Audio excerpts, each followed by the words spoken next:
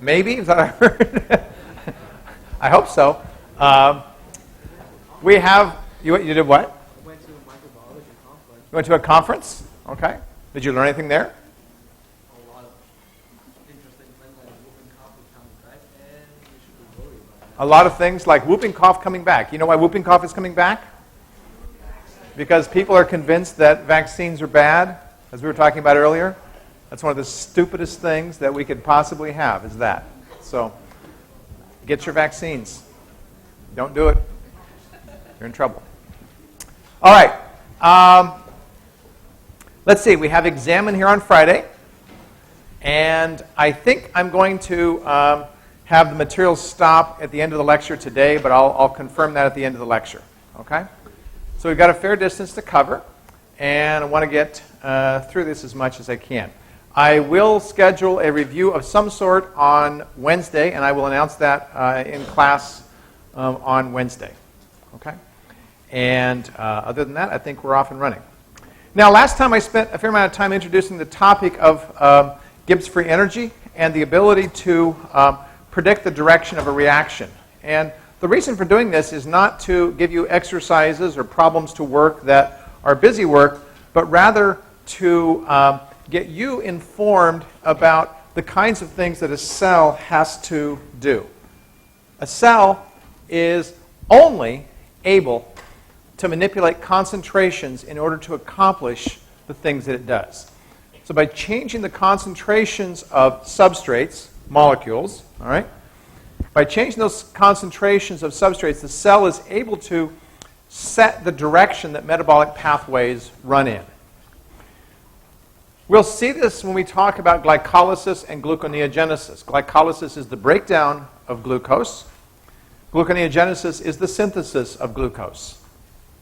And we'll see that for many of the reactions, the direction it goes, breaking down or making for each reaction, is solely a function of the concentration of each of the things that are there. Okay?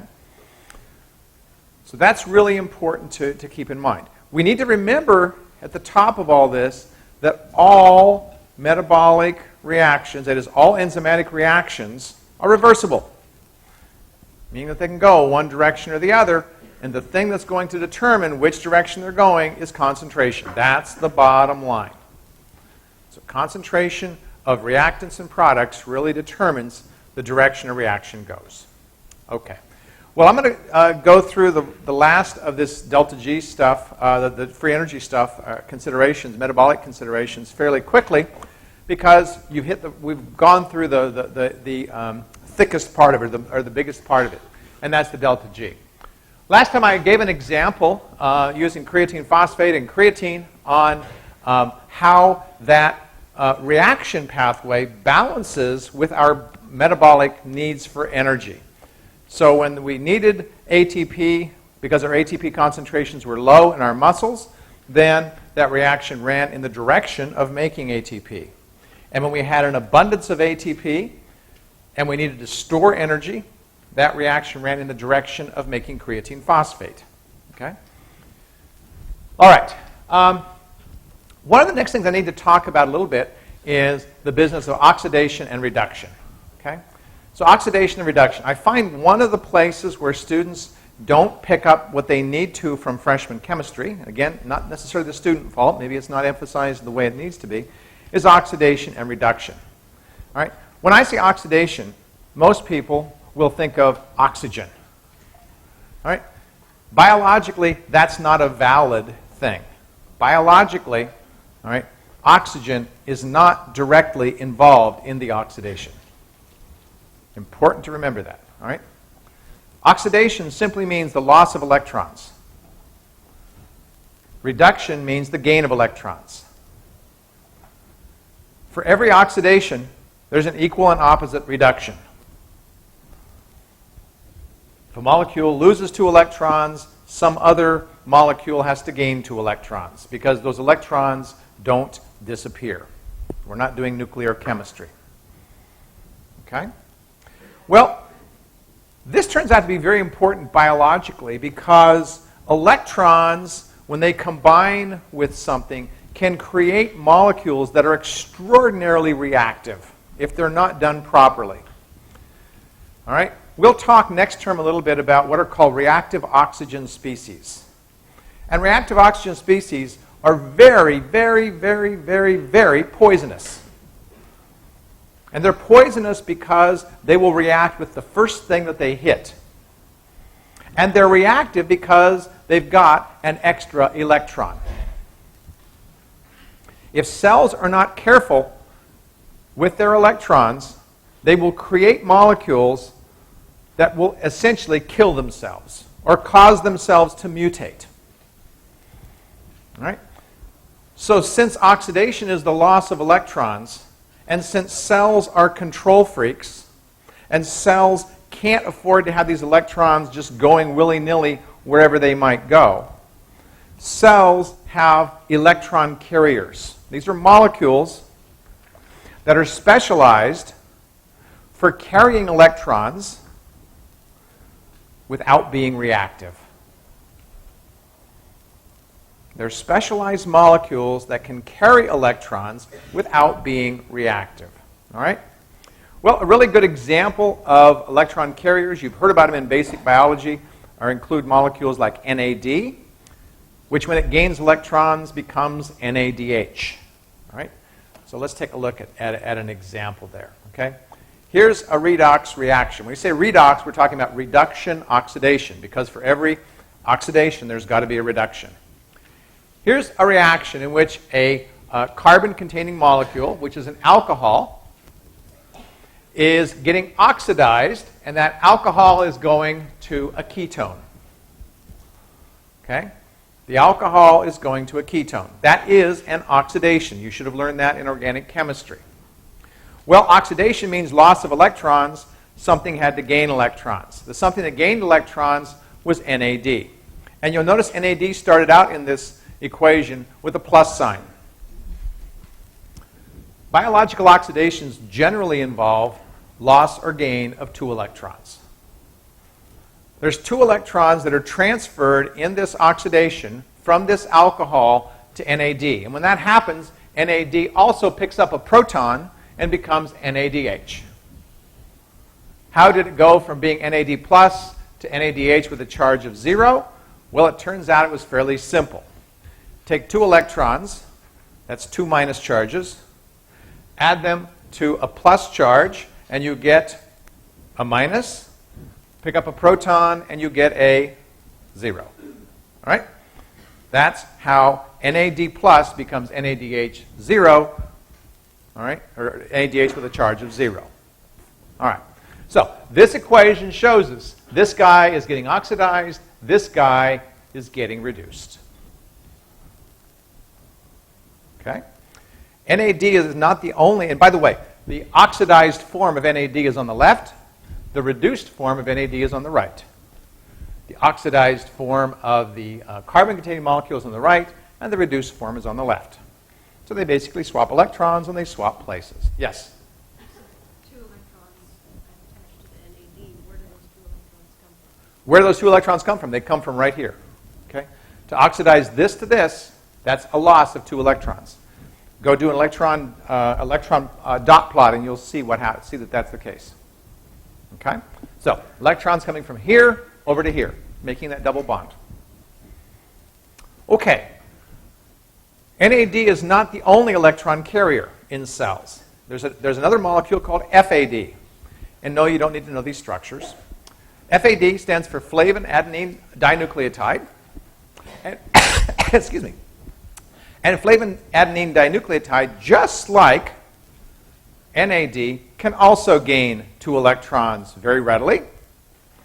In the case of FAD, it gains 2 electrons and 2 protons, and goes from FAD with a charge of 0 to FADH2 with a charge of 0. Okay?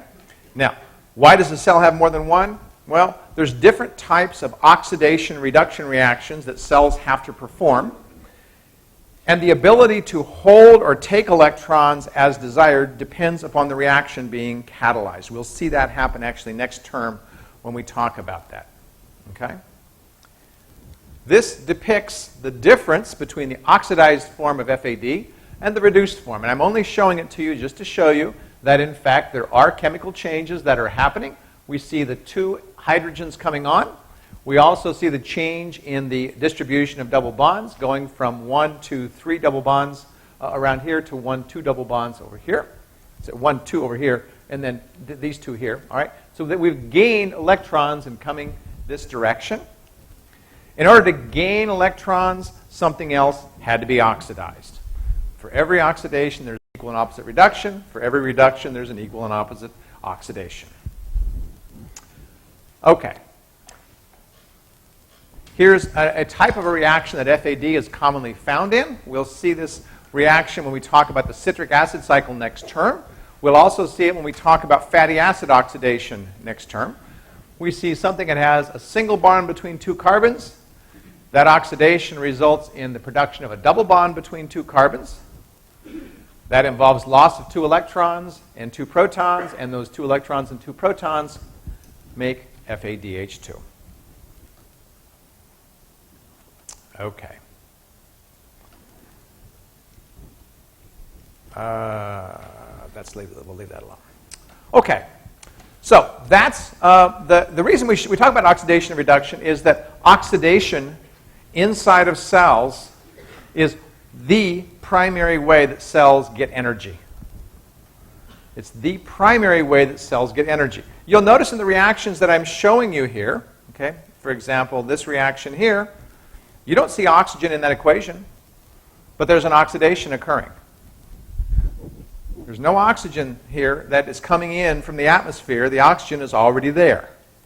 If we look at this reaction, this reaction, we don't see any oxygen, but we still have an oxidation. So oxygen and oxidation are not equivalent. All right? Oxygen's not involved in most metabolic oxidations that are occurring inside of cells. Okay. Let's see. The last thing I want to talk about in this are the metabolic reaction types. Okay? And this is a little odd pairing, but it's how your book organizes things, so I'm going to just briefly go through these. Okay? We're getting ready to talk about enzymatic reactions in a lot of depth. Okay? We're going to talk about how glycolysis, there are 10 enzymes that catalyze 10 reactions. And we're going to see that different types of reactions occur during the metabolism of glucose. All right? People have studied enzymes and they've studied metabolic pathways and reactions for a long time. And what they finally came to realize was that there are only 6 basic types of enzymatic reactions. 6 basic types of enzymatic reactions. And these 6 basic types provide a means for us to organize and categorize enzymes. Okay? Here's one type, oxidation-reduction. Right? Oxidation-reduction type reactions involve, clearly, oxidation and reduction. These are very, very easy to identify because they will always involve an electron carrier. Always involve an electron carrier. There's electron carriers. This must be a redox, that is oxidation-reduction reaction. Another category of reactions are what are called ligations. Ligations involve taking 2 separate molecules and joining them together into one.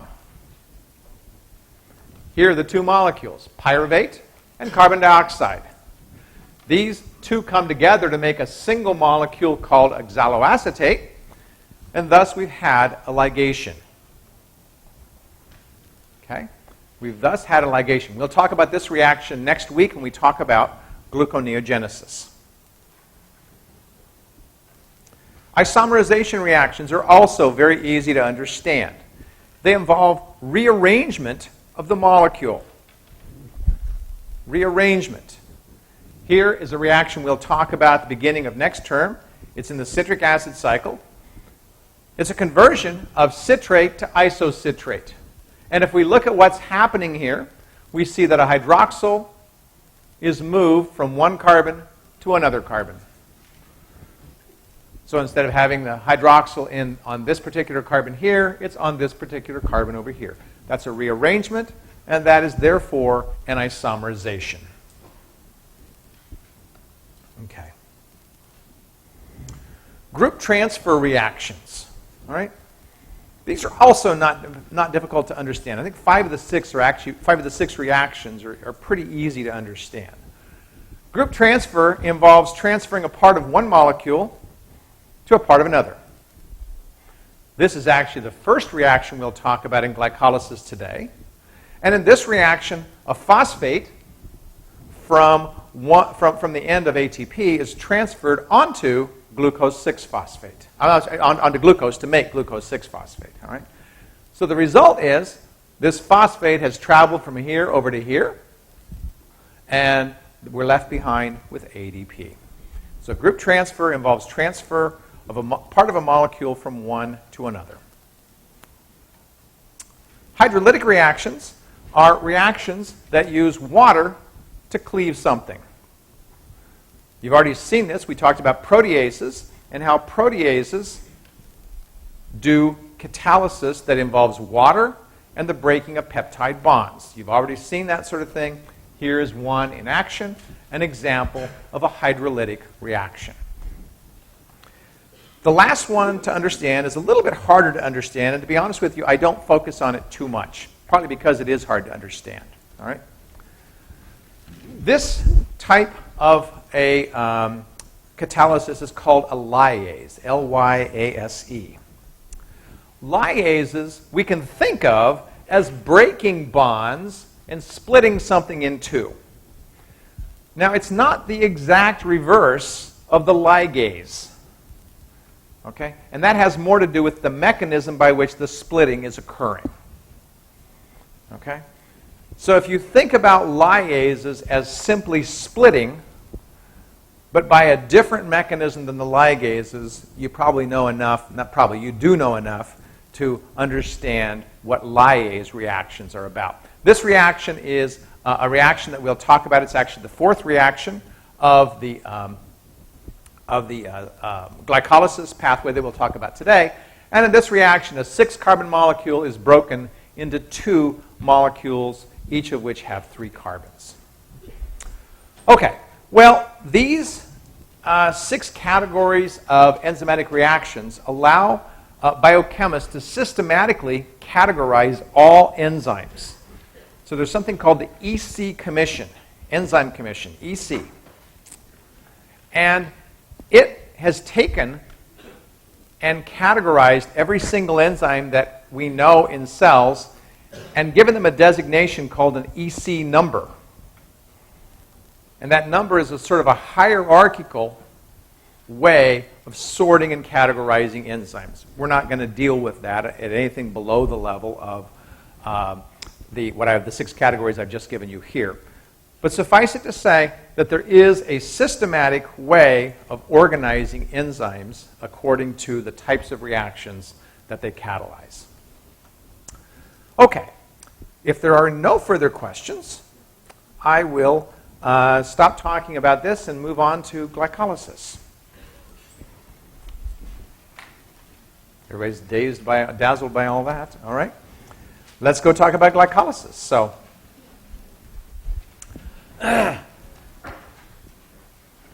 glycolysis is the place in the term where people, I think, really start to get an idea about how their body works. You've seen a little bit already. You saw how hemoglobin worked. Okay? You saw how various enzymes worked. You saw how regulation sort of made sense. All right?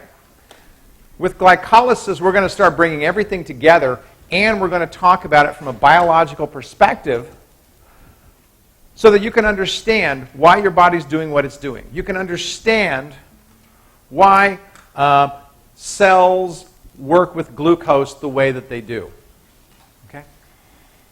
You can understand, and we'll talk about this, Kevin's theory about why everybody's getting fat. Okay? We'll understand how, by knowing these things, we can see why obesity is a problem. Okay? And this will just be the beginning of it. Next term, we'll tie it together even more. All right. Let's think about glycolysis. What you see on the screen are the 10 reactions that occur inside of cells to break down glucose. The 10 reactions are common to almost every cell on the face of the earth. Not absolutely every cell, but almost every cell on the face of the earth goes through these reactions. Glucose is the most abundant sugar on the face of the earth. It's the most common intermediate. And this pathway that you see on the screen is something that we refer to as a central metabolic pathway.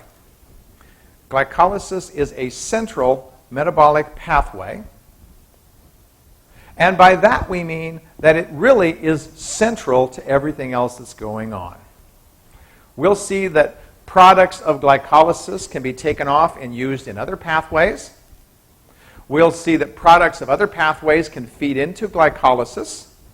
And so glycolysis and the citric acid cycle are probably the two most central pathways that cells have. Now, the first question you'll have is, well, do we have to memorize all the structures? What do I have to know here, right? Okay. So I'm going to give you some ideas, all right? You should know the structures of anything that you already had to know the structure of before you got here. So, for example, we talked about you had to know the structure of glucose, right? If I said you have to know the structure of glucose, then it's not unreasonable for me to say you should know the structure of glucose 6-phosphate, because it's just glucose with a phosphate on carbon number 6. You had to know the structure of fructose, so it's not unreasonable to expect that you would know the structure of fructose 6-phosphate, because it's just fructose with a phosphate on carbon number 6. Similarly, fructose 1,6-bisphosphate. All that is the fructose with phosphates on carbons number 1 and 6. Okay? So you already had to know those. I'm not adding anything to the total of what you have to know in terms of structure. All right? Now, yes, you are going to need to know some other things. I think you should know the names of every intermediate in the cycle. You should know the names of every intermediate in the cycle. If I don't get through the cycle today, you will only be responsible for the ones that I do go through today. Okay? Similarly, you should know the names of the enzymes. These enzymes are very interesting enzymes, and by learning them here, you will also know them for gluconeogenesis, because many of them are identical in gluconeogenesis. Okay, so those are my expectations. Now, the last thing I think that you should know about this pathway is that there are about 3 reactions where I will talk about energy considerations. For those reactions, you should know, is the delta G0 prime very positive? Is the delta G0 prime very negative? Okay? And we see examples of both in glycolysis. Understanding that also helps us to better understand the pathway itself. Okay. Well, that said, let's take a look at the reactions of glycolysis. Okay? We can break glycolysis into either 2 or 3 phases, depending upon the book that you use. All right? The book that we're using breaks it up into 2 phases: an energy investment phase and an energy generation phase. The energy investment phase requires the input of energy from ATP. We have to start the reactions using ATP. Ultimately, we're going to produce a net amount of ATP, but we have to use ATP to get this process started. All right? Let's see, that's not what I want. I guess that's okay, yeah. So this schematically shows us the very first part of the pathway, which is where the energy is put in the form of ATP. And then the second part is down here, and this is where ATP, you will see, is coming out and being produced. ATP going in up here, ATP's coming out down here. Okay. Let's talk about the first reaction. The first reaction of glycolysis is catalyzed by an enzyme known as hexokinase. I've already mentioned it in class. And I mentioned it in class as an example of an enzyme that was flexible and the binding of the substrate cause the enzyme to undergo a change in shape. Okay? This reaction has a glucose and it has an ATP. All right? The reaction transfers a phosphate from ATP onto position number 6 of glucose and makes glucose 6-phosphate. By the way, you see the abbreviation G6P. You can use any abbreviation that I use in the class, so G6P is a perfectly acceptable abbreviation. There's only one place where I don't like the abbreviation the book uses, and I'll tell you that one when I get there. Hexokinase, as all enzymes are, is a flexible enzyme. And it's an enzyme that is very visibly flexible because, as I mentioned before in class, we have two parts to the enzyme. A part up here that binds glucose, a part down here that binds ATP. When it binds both of these things, like jaws that close, these two are brought into close proximity, making it very easy for the phosphate to be moved from one to the other. Once that phosphate has moved, the jaws open and lets go of the substrates. In this case, glucose 6-phosphate and ADP. Okay? Hexokinase is an interesting enzyme in that respect. It's also an interesting enzyme in the sense that it's one of the regulated enzymes of glycolysis, meaning that there are controls on it, but the controls are a little odd for our purposes. We won't emphasize the control too much, but I will talk about that later when I talk about control. I want to talk about this reaction, though, thinking about the energy component of it. This reaction has a fairly negative delta G 0 prime. And I hope you remember from last time that what a fairly negative delta G 0 prime means is that if we have equal concentrations of everybody to start with, this reaction is definitely going to go to the right. Okay? Now you might look at this and say, well, why do we need ATP? What is it that, why couldn't we just put a phosphate on there and make this reaction happen? Well, we can actually try that. We can take glucose and we can take phosphate instead of ATP, and we can measure the formation of glucose 6-phosphate if we do that. And we can do it. It'll work. When we do that, we discover something interesting, that we'll produce some glucose 6-phosphate. However, the only way we can do it is if we start with a lot of glucose and a lot of phosphate. What does that tell you? It tells you there's an energy limitation in making this reaction go. In order to make this reaction go, we have to put energy in, and the energy comes right there from the ATP. It's the cleavage of the phosphate off of the ATP that provides the driving force necessary to put that phosphate on. That also tells us that if it takes energy to put that phosphate on, that this guy must have a little bit of energy stored within it, and it does. Glucose 6-phosphate has a little bit of energy stored within it. We can think of this as chemical potential energy.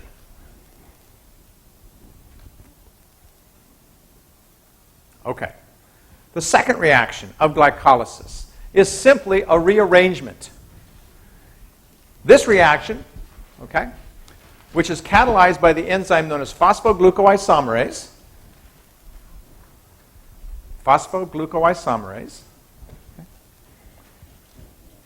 converts glucose 6-phosphate, G6P, into F6P, fructose 6-phosphate. It's just simply a rearrangement of that sugar to make that happen. You don't need to know the energy here, but I'll tell you that the delta G0 prime for this reaction is pretty close to 0. And what that means is that at equal concentrations, it's going basically backwards and forwards pretty readily. If I have an awful lot of this, the reaction is going to go to the left. If I have an awful lot of this, the reaction is going to go to the right. Very simple rearrangement. Okay. The third reaction. Oh my God, right? The third reaction is probably the most important reaction of the entire pathway with respect to regulation. Now, we talked earlier in the term about feedback inhibition as a means of regulating a metabolic pathway. What happened in feedback inhibition? What was the definition I gave for feedback inhibition? The first enzyme got regulated by binding to something. Here's the third enzyme. Is this feedback inhibition? No. So the feedback inhibition occurs when an end product, that is the last molecule produced by the pathway, inhibits the first enzyme. This is not feedback inhibition, but this is the most important regulated step in glycolysis. Glycolysis is odd. Glycolysis has 3 enzymes that get regulated. I won't talk about it today, but there's a reason all 3 get regulated, and it's largely to meet the metabolic needs of the cell. This enzyme is called phosphofructokinase, and you can abbreviate this enzyme as PFK. Later we'll refer to it as PFK1 because we'll see there's a related enzyme called PFK2, but for right now we'll just call it PFK. Okay? This reaction is doing something very similar to the hexokinase reaction. This enzyme is taking a phosphate off of ATP, and it's putting it onto carbon number 1 of the fructose, so that we end up with fructose 1,6-bisphosphate, or F16BP.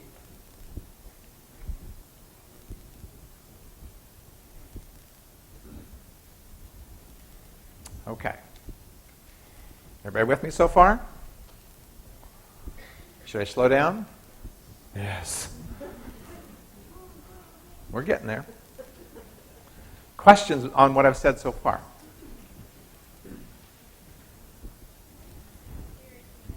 What's that? Oh, question. Can I repeat it? Okay. So, phosphofructokinase, PFK, is the enzyme that catalyzes the addition of a phosphate onto fructose 6-phosphate to make fructose 1,6-bisphosphate. This enzyme is the most important regulatory enzyme in glycolysis. What we will see about this enzyme is that there are several things that can bind to it to affect its activity. Several things that can bind to it to affect its activity. Okay? It's similar to the hexokinase reaction in the sense that a phosphate is coming from ATP and getting put onto here. This reaction, like the hexokinase reaction, has a fairly negative delta G zero prime value. This means that if we had equal concentrations of everybody to start, we're going to make product moving forwards. Okay? Now, that means that if we were to try to make this reaction go with just a phosphate instead of ATP, we would see the similar thing that we saw before. It would not go very favorably forward. In fact, it would mostly go backwards if we started with equal concentrations of everything. Okay? And that tells us that putting this phosphate on here requires energy. It also tells us that this molecule has some energy in it. That turns out to be pretty critical because, as we'll see in the next step, the next reaction is very energetically unfavorable. Any assistance it can get from the energy of this molecule is very appreciated. Okay? Very appreciated. Okay. Now, reactions 3 and 4, I think, are 2 of the most interesting reactions in glycolysis. Okay? 2 of the most interesting reactions in glycolysis. Here's the reaction I showed you earlier. That was the Liase of before. That is, breaking this bond right here between these 2 carbons. Fructose 1,6-bisphosphate is splitting into something called dihydroxyacetone phosphate, or DHAP, and glyceraldehyde 3-phosphate. That's the one abbreviation I don't like. I like calling it G3P. Okay? Call it G3P. Now, this reaction is catalyzed by an enzyme named aldolase, and this reaction is very energetically unfavorable to start. That is, it has a very positive value of delta G zero prime. Meaning that if we start with equal concentrations of everything, you guys know the story by this point, the reaction is going to go mostly to the left. Well, we want this reaction to go to the right. We don't want it to go to the left. We want it to go to the right. How do we make this reaction go to the right if we want glycolysis to occur inside of cells? Okay?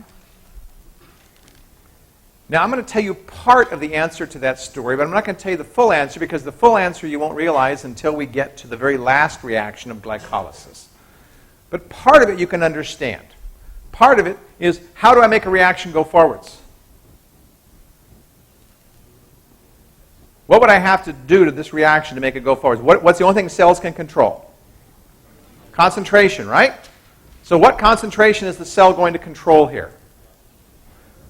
So the cell can control reactants pretty readily. It can make a lot of this stuff, right? If it makes a lot of reactants, that's going to, in fact, favor the forward reaction more. All right? What's the other thing that a cell can do? Take away products. So by making this ratio of this high and this low, the cell can actually make this reaction go forwards. Now, as I said, when we get to the very last reaction of glycolysis, I'm going to show you something that's really kind of cool that the cell does, and it involves this reaction. Okay? What I've described to you so far, though, is pretty straightforward. It's a phenomenon I call pushing a reaction and pulling a reaction. Pushing a reaction means increasing the amount of substrate. Pulling a reaction means decreasing the amount of product. Okay? Now, it's pretty easy to see at this point how we can increase the amount of substrate. We simply make a bunch of substrate. I haven't talked about how this decreasing the amount of product can occur, but we'll see that, and that's why we'll have to wait till we get to the last reaction before you understand that. But suffice it to say, these two combine to make this reaction actually be reasonably favorable inside of cells. Okay. Well, notice we've gone from one 6-carbon molecule to two 3-carbon molecules. Question? Does the energy storage in the Fructose 1,6-bisphosphate? does it help in Okay, so his question is, you said that fructose 1,6-bisphosphate had energy in it, and now you tell me it's an energetically unfavorable reaction. What gives, basically, right? Okay. Well, the answer to that is if we didn't have any energy in the fructose 1,6-bisphosphate, this reaction would be even more difficult. So it's sort of a cop-out, but that is actually the case. If we don't have that energy in the fructose 1,6-bisphosphate, we're not going to split this molecule. So this putting in this energy to make the fructose 1,6-bisphosphate is necessary to also ultimately help this reaction to be energetically favorable. Okay? Not a very satisfying answer, but it's the truth. Okay. Reaction number 5. Okay? This reaction is actually one that will help you when it comes time to remember all the reactions. Why? Because this reaction converts dihydroxyacetone phosphate into glyceraldehyde 3-phosphate. From this point forward, we're going to have 2 of every molecule, and 2 are going to be the same molecule. We started out with 1 of these and 1 of these. As a result of this reaction, we're going to end up with 2 of these. This enzyme is called triose phosphate isomerase. You can call it TPI if you wish. And this reaction, and by the way, if you look at the names of the enzymes in glycolysis, they tell you what they do. Triose phosphate isomerase. What's a triose? It's a 3-carbon sugar. What's a triose phosphate? It's a 3-carbon sugar that's got a phosphate on it. These are both trioses, triose phosphates. Isomerase. What does an isomerase do? It rearranges them. This is rearranging this guy into this guy. Triose phosphate isomerase tells us. And in fact, of the 10 reactions in glycolysis, 9 of them, 9 of the enzymes, have names that tell you exactly what they do. Hexokinase. Think about it. What's hexo mean? 6, right? Kinase. What's it do? puts a phosphate onto something. So this puts a phosphate onto 6 carbon molecules. Phosphoglucoisomerase. What's phosphoglucose? That's glucose 6-phosphate. What's an isomerase? Rearrangement, right? Phosphofructokinase. Phosphofructose, that's fructose 6-phosphate. Kinase puts a phosphate on. That's how we get fructose 1,6-bisphosphate. Okay? The only enzyme that doesn't directly tell us what it does is aldolase. You just saw that one. All the other enzymes tell you exactly the reaction that they catalyze. So memorizing the names tell you what's happening with each of the reactions in glycolysis. This enzyme is a great example of an enzyme that is perfect.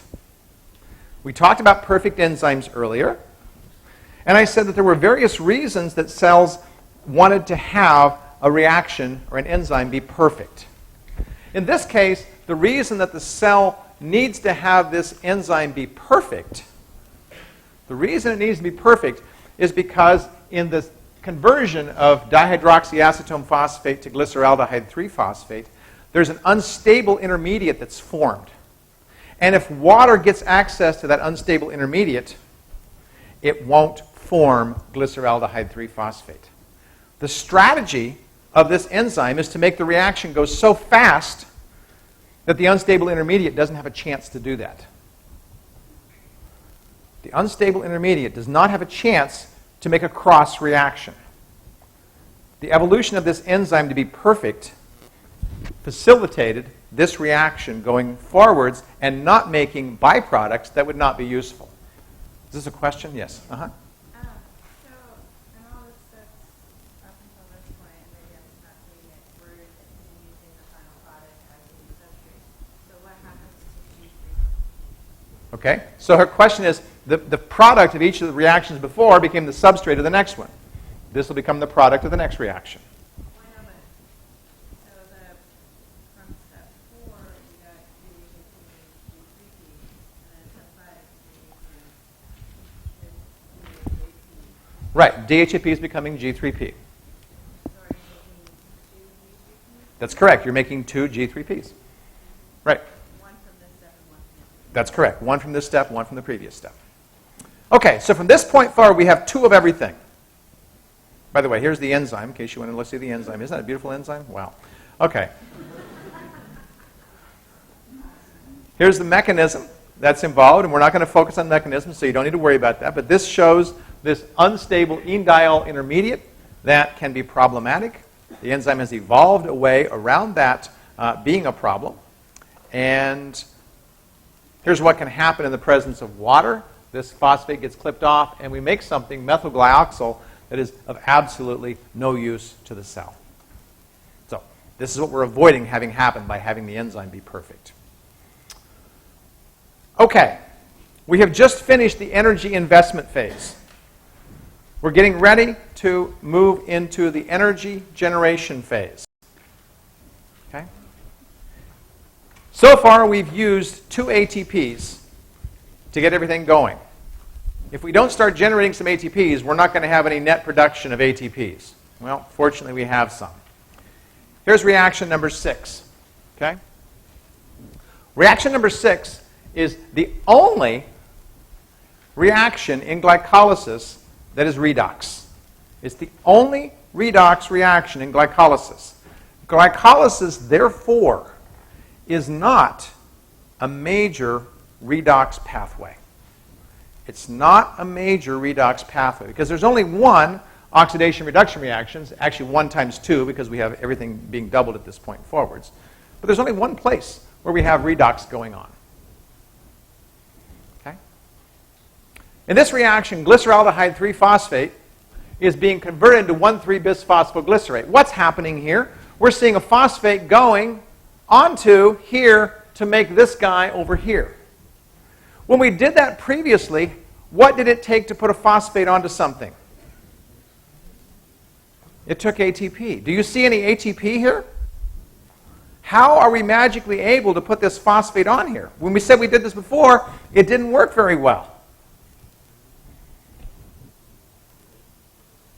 What's that?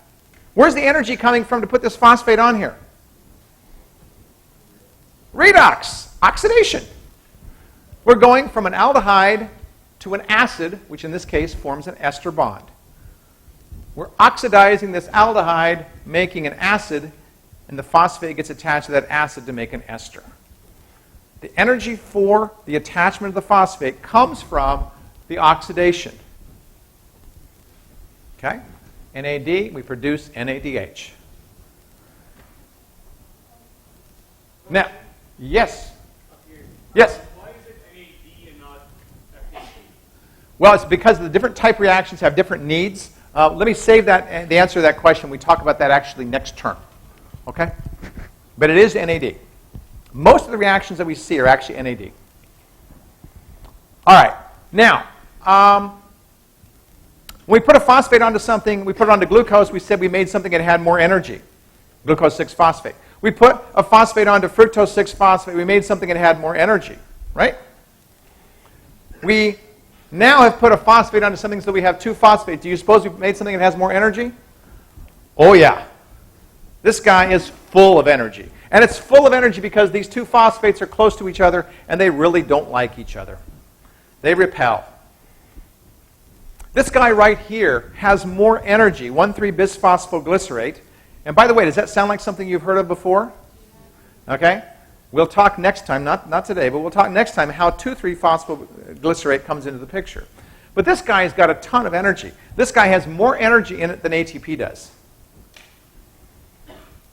By the way, here's the enzyme, glyceraldehyde 3-phosphate dehydrogenase.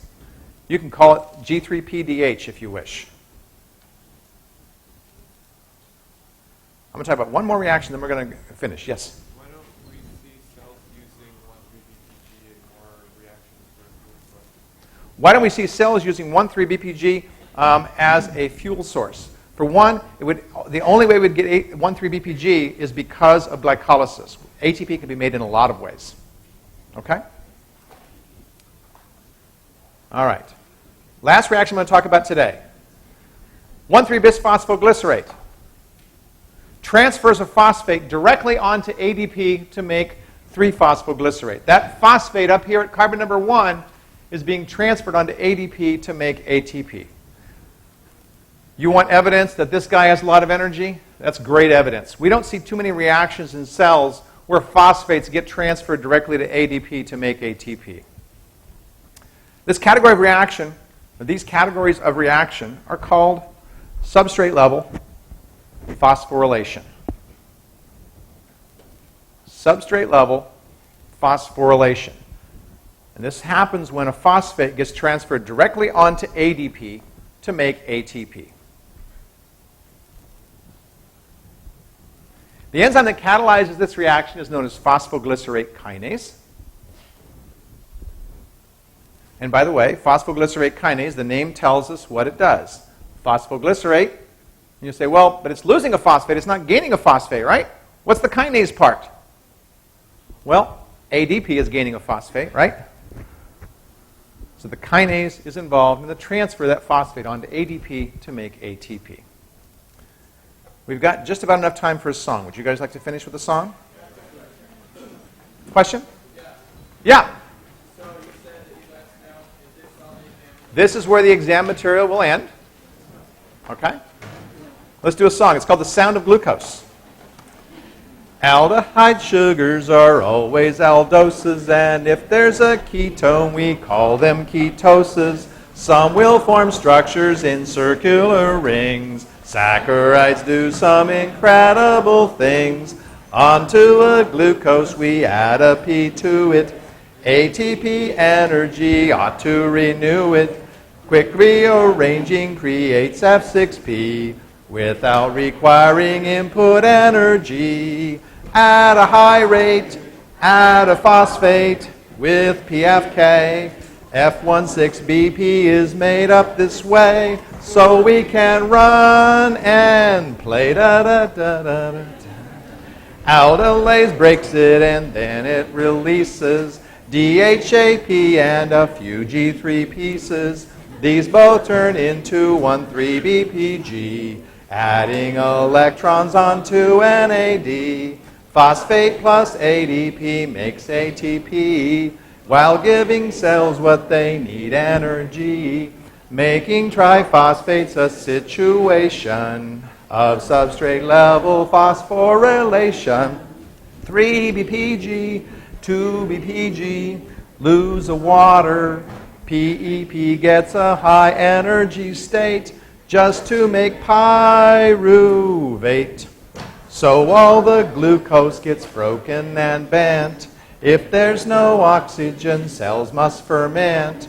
Pyruvate, lactate, our cells hit the wall. Some lucky yeast get to make ethanol. This is the end of your glucose's song. Unless you goof up and get it all wrong. Break it, don't make it to yield ATP. You'll save your cells from futility. All right, guys, see you on Wednesday.